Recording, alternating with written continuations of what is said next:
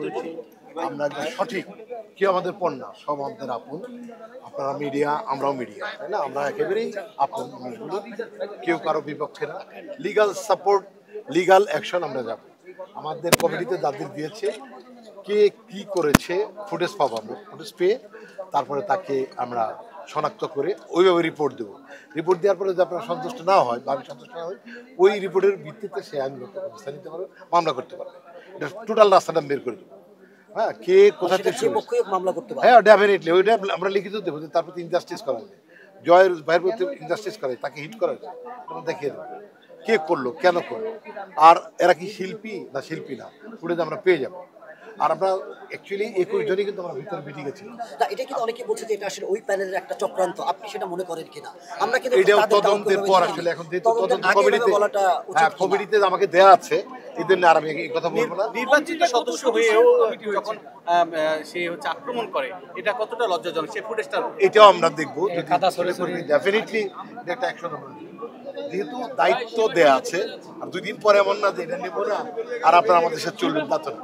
কেন আপনাদের সাথে জার্নি আমাদের লং জার্নি। ভাই একটা কথা যদি বলেন, যাদের সাথে লেগেছে মানে সংঘর্ষের সময় হয় দুই পক্ষেই হয়তো উত্তেজিত হয়ে যায়, কিন্তু এইখানে নিরপেক্ষ কিছু সাংবাদিক ছিল এবং তার মধ্যে আমিও ছিলাম। আমাদের উপরে গণহরে চেয়ার দিয়ে একদম ক্যামেরার বাড়ি দেওয়া হলো। আমাকে সবাই চেনে, বা নিউজ 24 ফাতেমা তাকে চেনে, সময় টিভির মুহিবাল সবাইকে চেনে। এরপরেও যে এপিসির জামান আমি নিজে দেখেছি, সেই এপিসি স্টাফ উনি কিন্তু চেয়ার দিয়ে একদম ক্যামেরার উপর আঘাত করেছে। এইগুলো যদি আপনি ফুটেজ নাও পান, আপনি যদি চেহারাটি দেখেন, চেহারা কারো কাছে ফুটেজ আছে, ফুটেজ দিয়ে আমাকে সাপোর্ট দিবেন, কারণ ফুটেজ হলো সবচেয়ে বড় প্রমাণ, আর আইন চাই প্রমাণ। তো আমি এইটুকু জানি যে আমি বলবো পরিষ্কার যেই আসলে। কিন্তু ভাই আপনি বলছেন যে 21 জনই ছিল, কিন্তু ফুটেজে তো আমাদের কাছে এখন আছে যে সেখানে জয় যদি বাইরে পরবর্তীতে আসছে, যখন মারামারি হচ্ছে, হয়তো বা কেউ বলছে যে এই অমুকরে মারছে, তখন দৌড়ে আসছে।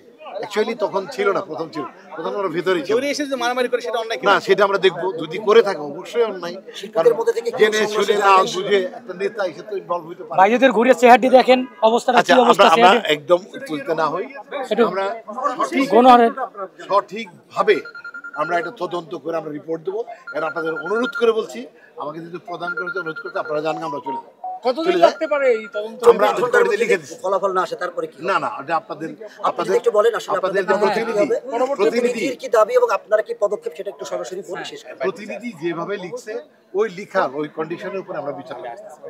আপনাদের প্রতিনিধি আমাদের প্রতিনিধি। সেই 5 দফা সাংবাদিকদের যে 5 দফা দাবি, সেটা আপনার কাছে যুক্তিসঙ্গত মনে হয় কিনা, বা আপনাদের তার প্রেক্ষিতে কি বলা? তদন্ত বলেন না যে তদন্তের পর প্রত্যেকটা অন্যায়ের বিরুদ্ধেই প্রতিবাদ করা উচিত, প্রত্যেকটা অন্যায়ের শাস্তি হওয়া উচিত।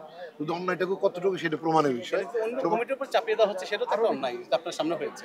হ্যাঁ, এটাও আমি দেখবনি যে কি হয়েছে। আমাকে জাস্ট এইটুকু সময় দেন, আপনারা বিশ্বাস রাখেন, এরপরে তো আপনাদের দেখাই হবে। হ্যাঁ, আমি একদম জাস্টিস। নরমালি কিন্তু তদন্ত কমিটি মানেই কিন্তু একটা দীর্ঘ সূত্রিতা, মানে শেষ পর্যন্ত ফলাফল পাওয়া যায় না। সেটা আমি এই তদন্ত কমিটি করব না।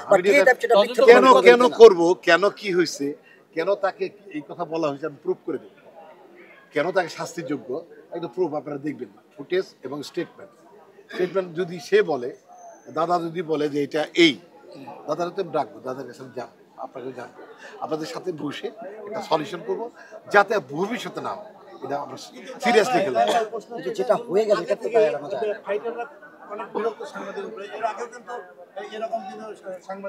আচ্ছা, এটা যদি করে থাকে, হ্যাঁ, এটা অনেক বড় বড় ঘটনা সেটা আমরা জানি। তো এগুলি এখন আর পারবে না। আগামী 2 বছর আমরা যখন কাজ করবো, কোনো কারোর সম্মান নষ্ট হইতে আমরা দেবো না। প্রত্যেকের সম্মান অক্ষুণ্ণ রাখবে, এটা তাদের অধিকার। সেই অধিকার আমরা সিরিয়াসলি দেবো, এই অধিকারটা। ধন্যবাদ।